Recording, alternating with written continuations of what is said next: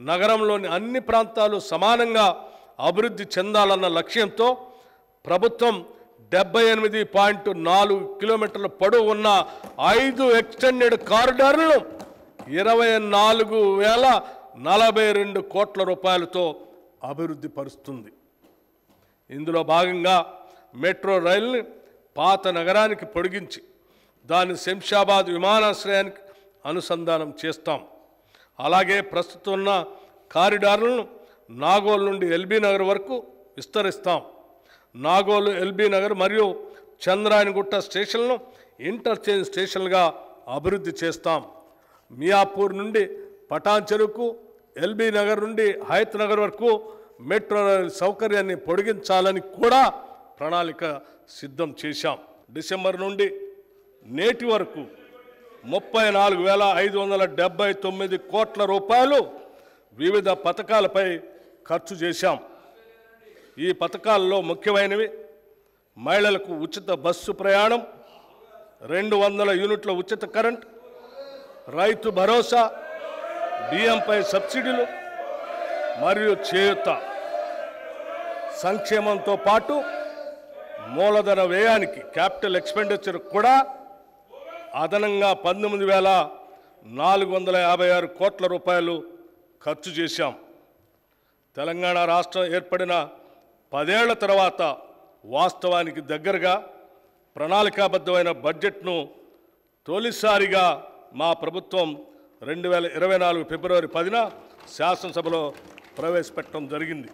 గత దశాబ్ద కాలంగా అపరిష్కృతంగా ఉన్న కంటోన్మెంట్లోని రోడ్ల విస్తరణకు మరియు ఎలివేటెడ్ కారిడార్ల నిర్మాణానికి మా ప్రభుత్వం ప్రాధాన్యతనిచ్చి రక్షణ శాఖ వారితో సంప్రదించి దానికి కావలసిన భూమి బదిలీకి వారి ఆమోదాన్ని కూడా పొందటం జరిగింది.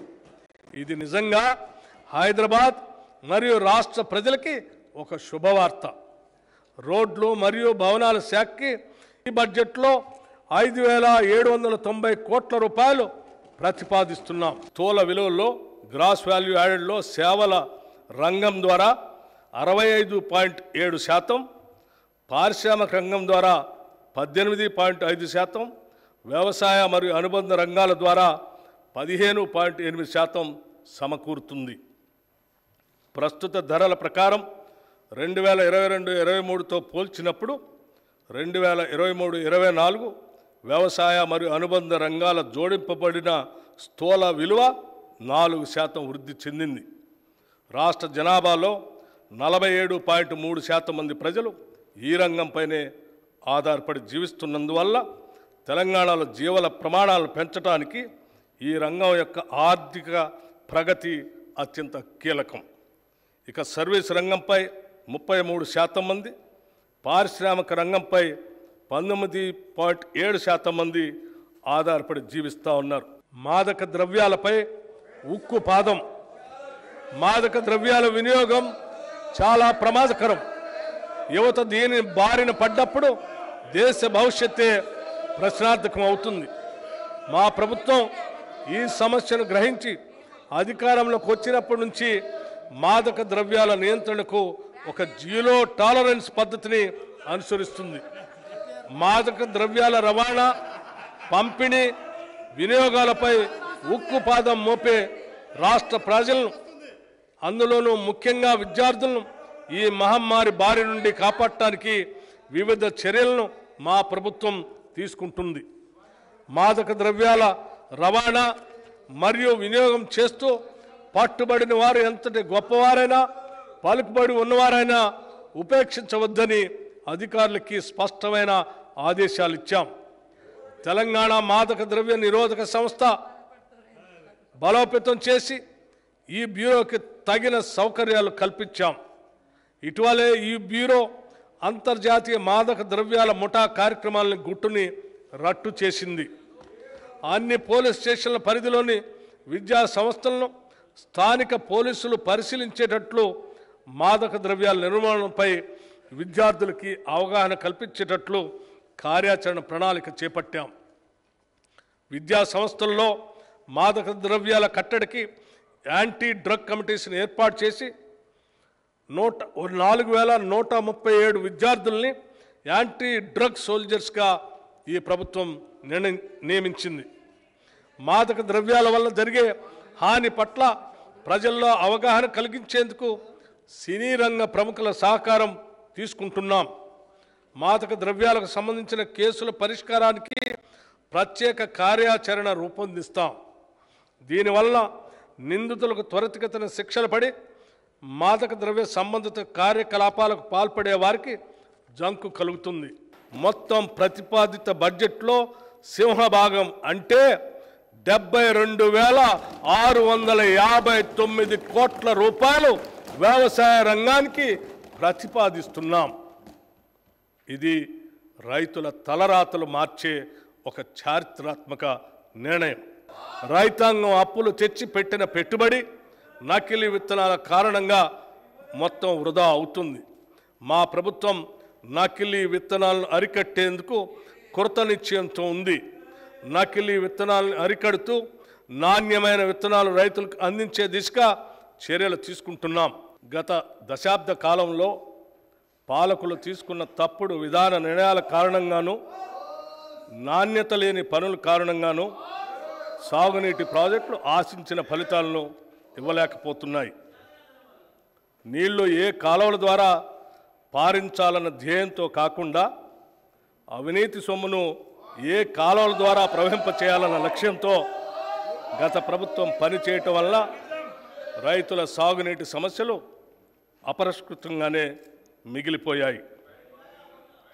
పర్యవసానంగా మన నీళ్లను మనం సమర్థవంతంగా వాడుకోలేని పరిస్థితి దాపురించింది. ఈ పరిస్థితి నుండి బయటపడే విధంగా తగిన దిద్దుబాటు చర్యలను చేపట్టడంతో పాటు మరింత మేలైన ప్రాజెక్టుల నిర్మాణం చేపట్టాలనే కృతనిశ్చయంతో ఈ ప్రభుత్వం ఉంది. తెలంగాణ పబ్లిక్ సర్వీస్ కమిషన్ సంస్థను సమూలంగా ప్రక్షాళన చేసి వారికి కావలసిన నిధులను మరియు మౌలిక వసతులను సమకూర్చాం. పోలీసు, వైద్య మరియు ఇతర రంగాల్లో ఇప్పటికే 31,768 ఉద్యోగ నియామక పత్రాలని అందజేశాం.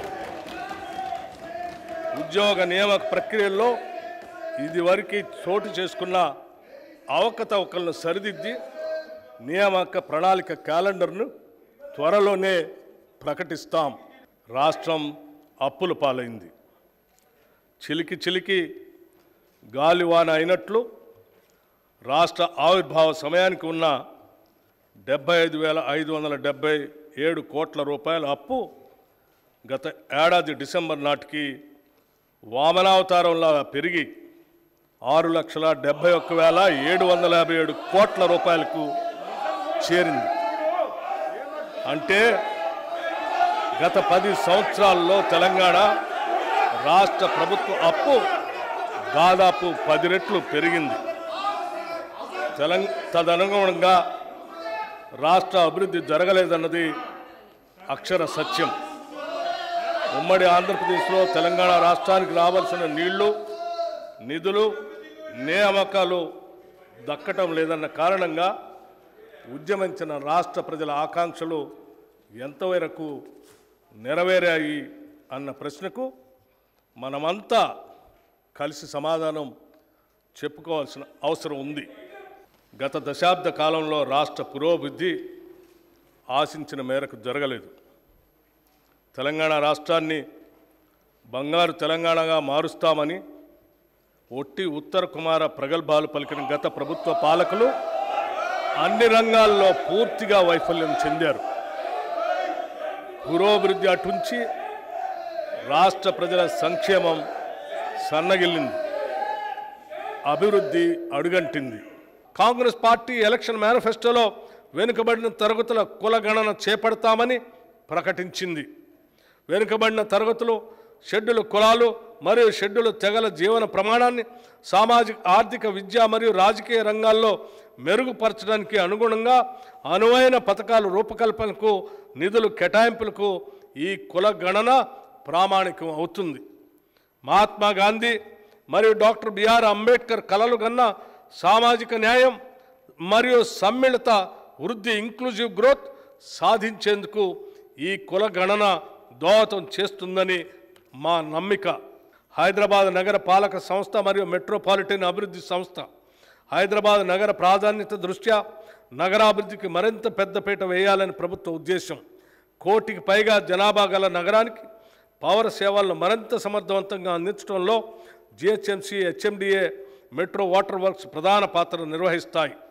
వాటి సేవలను ప్రజలకు మరింత మెరుగ్గా అందించేందుకు జిహెచ్ఎంసీ పరిధిలో మౌలిక వసతుల కల్పనకు 3065 కోట్ల రూపాయలు, హెచ్ఎండిఏ పరిధిలో మౌలిక వసతుల కల్పనకు 500 కోట్ల రూపాయలు, నగరానికి మంచినీటి మరియు డ్రైనేజ్ వ్యవస్థ మెరుగుపరచడానికి మెట్రో వాటర్ వర్క్స్కి 3385 కోట్ల రూపాయలు ఈ బడ్జెట్లో ప్రతిపాదించాం.